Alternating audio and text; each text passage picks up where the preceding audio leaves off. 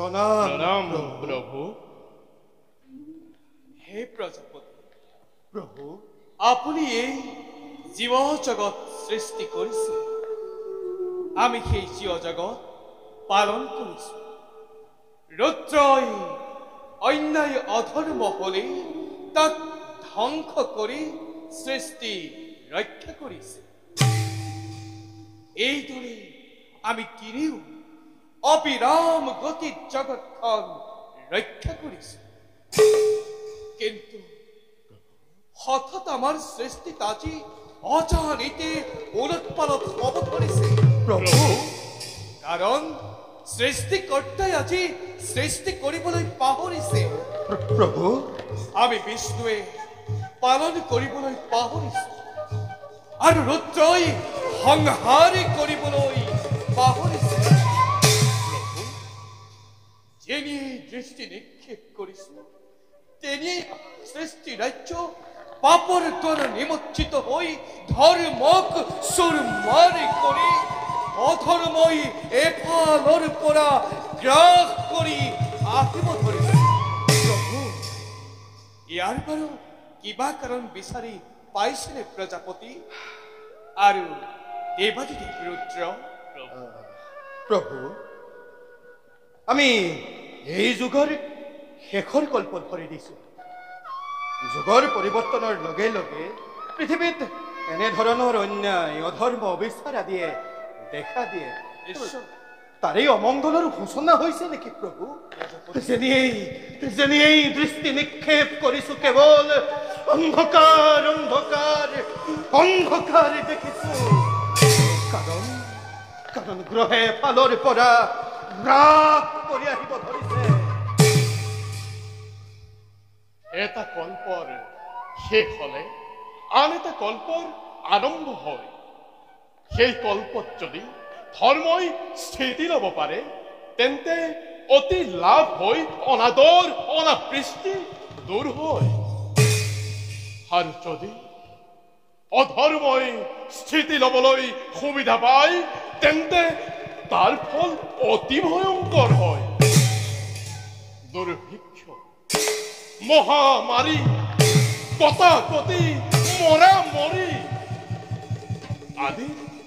আদি মহাপ্ৰলয়ৰ সৃষ্টি হয়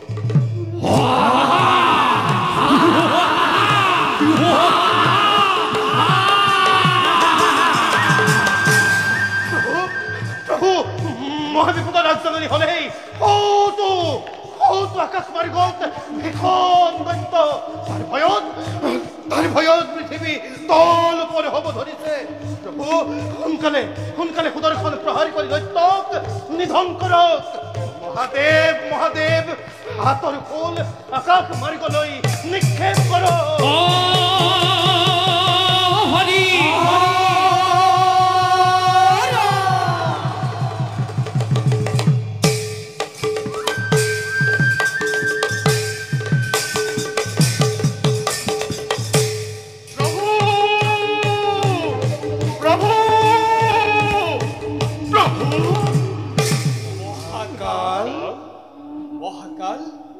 অসময়ত আবিৰ্ভাৱ হোৱাৰ কাৰণ কি এই পৃথিৱীত ৰক্ষাৰ ভাৰ আমাৰ ওপৰতেই দিয়া হৈছিল নিশ্চয় কিন্তু সেই দায়িত্ব পালন কৰিবলৈ মই অপাৰগ তাৰ কাৰণ পৃথিৱীত অন্যায় অত্যাচাৰ অবিচাৰ দুৰ্সীমাত উপনীত হৈছে ধৰ্মৰ নাম গোন্ধ নোহোৱা হৈছে ধৰ্মই থিতাপি ল'বকে নোৱাৰা হৈছে মই আৰু চাই থাকিব নোৱাৰো প্ৰভু তাৰ পৰিণাম কি হ'ব মহাকাল ইয়াৰ পৰিণাম অতি ভয়ংকৰ হৈ উঠিব সমগ্ৰ পৃথিৱী মহাপ্ৰলয় ঘোষণা হৈ মহাপ্ৰলয়ৰ জল ধৰাই সমগ্ৰ পৃথিৱী ডুবাই পেলাব আগৰ শিক্ষা সভ্যতা জ্ঞান বিজ্ঞান মহাপ্ৰলয়ত ডুব যাব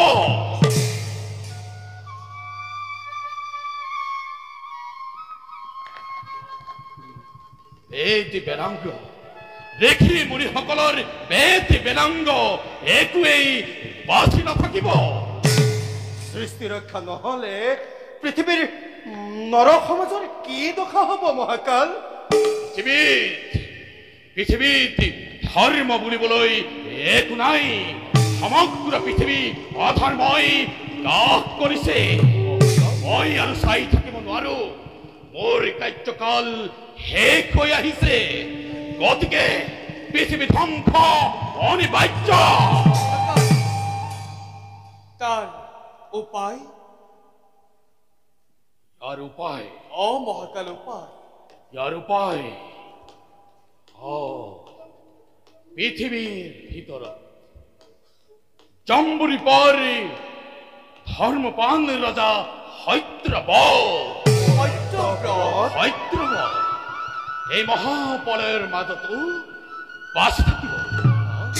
তেওঁ দ্বাৰাই সৃষ্টিৰ পুনৰ উদ্ধাৰ কৰিব লাগিব। প্ৰথম প্ৰজাপতিয়ে মহাকাল সেই সময়ত বেদ বেদাংগ পিছৰ কল্পৰ বাবে সংগ্ৰহ কৰিব। আৰু তম ৰুদ্ৰই মহাপলয়ত মহাকায় জীৱ জন্তু মহাদৈত্যই মৌৰি লাগি উঠিব। সিহঁতক ধ্বংস কৰিব লাগিব। আমি কি কৰিব লাগিব মহাকাল? হে প্ৰভু, আপুনি সেই সময়ত সত্যব্ৰত ৰজাক লৈ যি অৱতাৰ প্ৰয়োজন হয় তাৰে ৰূপ ধৰি পৃথিৱীৰ প্ৰয়োজনীয় বস্তু ধাৰ কৰিব লাগিব। কিন্তু সাৱধান, মহাপলয়লৈ আৰু বেছি দিন নাই। সাৱধান, মহাপলয়লৈ আৰু বেছি দিন নাই। মই আহিলো, মই মোৰ কাৰ্য কৰোগৈ সমাপন।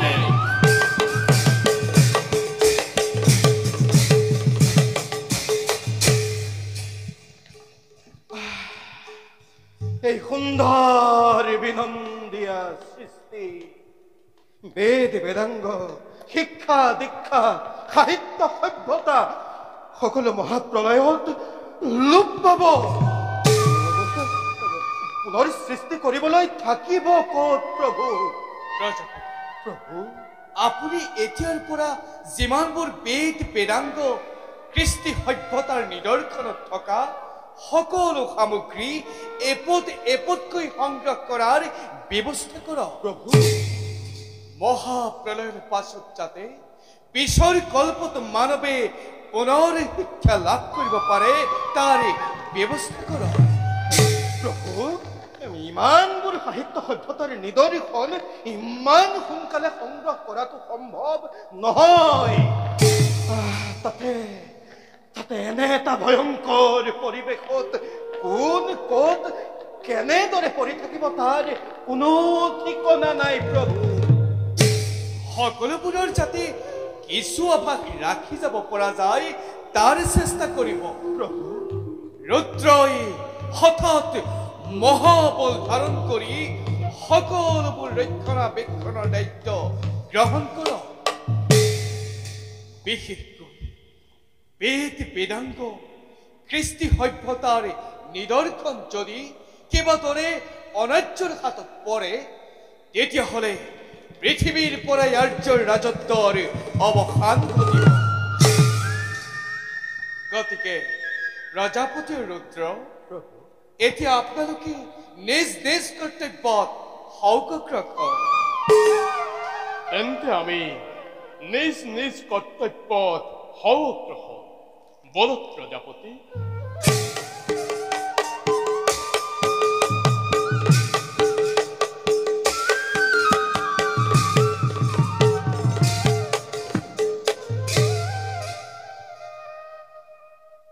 চাৰিওফালে কেৱল পানী আৰু পানী। এই মহাপ্ৰলয়ৰ মাজত আমাৰ কি অৱতাৰ প্ৰয়োজন হ'ব তাকে আমি একেবাৰে ভাবি পোৱা নাই।